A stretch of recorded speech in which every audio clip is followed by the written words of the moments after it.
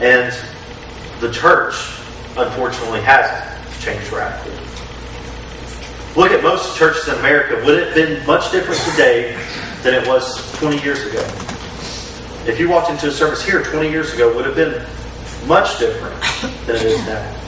Or in many churches, would it be much different than it is now?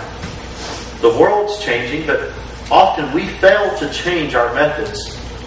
We fail to go out of our comfort zones to reach people.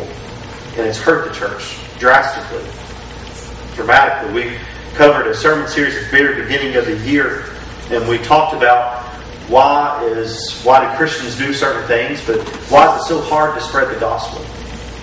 And we've learned that literally thousands of people are dropping out of church every single Sunday.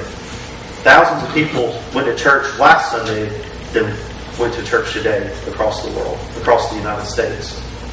And people in my age group, people from the age 18 to 30, are dropping out of church like crazy. That it's less than 5% people 18 to 30 that actually attend church on a regular basis. Less than 5%. It's less than 25% of all people that usually attend church on a regular basis. But there's some things that we need to do, and we need to grasp the idea that we have to get out of our comfort zone. And that's what I mean by that the church needs to go out, is that we need to leave our comfort zone. To go out of our way to be the hands and feet of Christ. To do things that we might not never understand. To do things that we're definitely not comfortable with. To be able to reach people. We're in the stages right now of talking about flipping the sanctuary.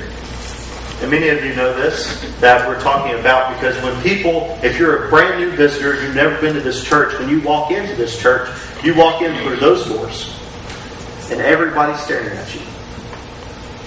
And from a new visitor's point of view, how does that make that person feel? And we've been struggling with this, trying to think about the things that we can do to make this a more inviting space. I think we're a very inviting people, but an inviting space. When no matter how few people are here, that if you walk into this building, do you feel welcome? From the point that you arrive in the parking lot on Sunday mornings to the point that you leave, are you that whole experience, are you felt welcome? And I think there's a need that we're going to have to go out of our comfort zone to do some things to make that happen. And here in a couple of months, I'm sure this will come up drastically more often about this idea of flipping the sanctuary. If you've noticed over just since the past year that I've been here, a year ago, back in June, I received this, the bulletin, for when the last pastor was here. And if you look at the bulletin then, you look at the bulletin today, the order of worship, it's drastically changed. And I've tried to continue to change it. Today, it's drastically changed. But I think it's continuing to change so that we can get to the point where we're out of our comfort zone and we're going to be able to reach new people. Try to think of the things that we do that a new person wouldn't have a clue about. As far as the affirmation of faith, we do one just about every Sunday morning. If you had not heard anything of Christianity, what would that mean to you? That these people stand up and they say these collection of words. What does that mean to a person that's never been in church? Is that a really inviting thing? I'm not sure. About the things, the tradition things that we do, like the doxology when we bring the offering back up. Is that something that, if you've never been in church before, try to put yourself in their shoes. Is that something that would be inviting?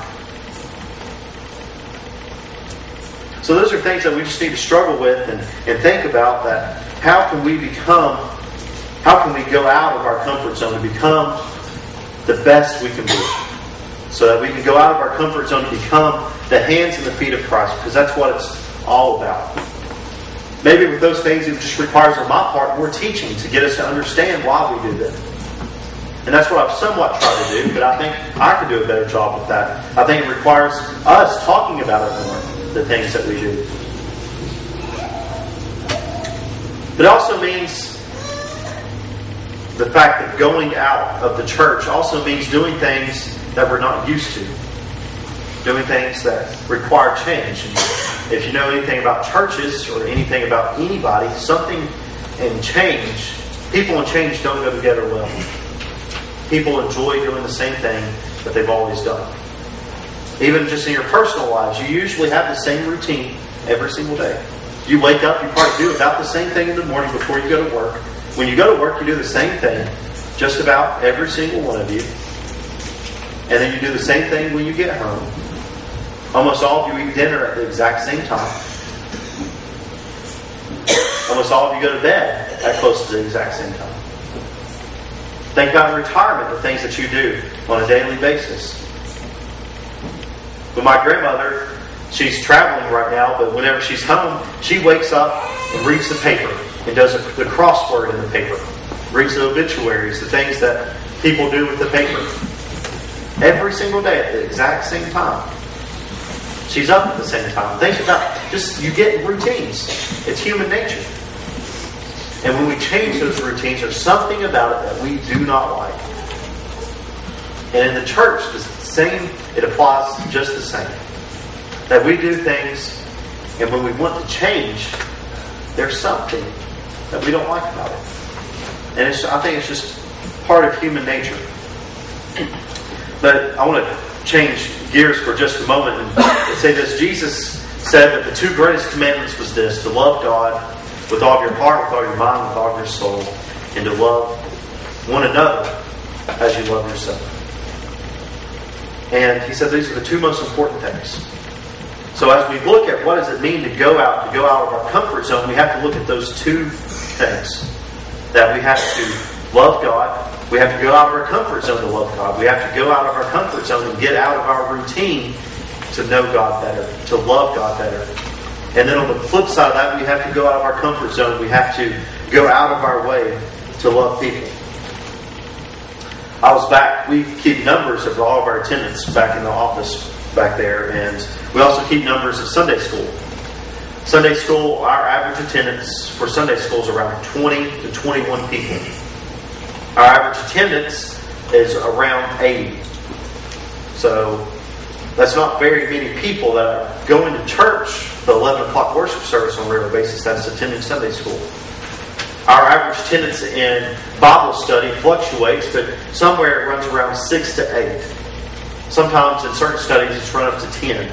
But think about that. We've got 30 people out of the 80 that come on a regular basis, 30 that are engaged in something outside of this service as far as loving God, getting to know God better. Now I'm trying to think of what are some things that we can do to get out of our comfort zone to allow more people to do this. And next month we're going to be starting a new Sunday school class, me and Nathan Bailey, for targeting younger adults. And I think we're going to have hopefully some success with this. But there's also some other things that I've had ideas about. And I want to try this, and I'm going to push it over the next month or so. But larger churches, whenever you have thousands of people come to church, you definitely don't know everybody's name. So they invite you to become part of a small group. And these small groups don't meet on Sunday mornings before church. These small groups meet throughout the week.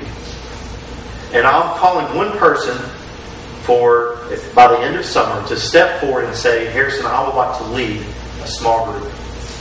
And that you would find some kind of gathering place throughout the week where you can invite people that don't come to Sunday school, that do not come to Wednesday Bible study, to come to your house, to go to do on a rotation basis, to come here throughout the week and to share life with one another.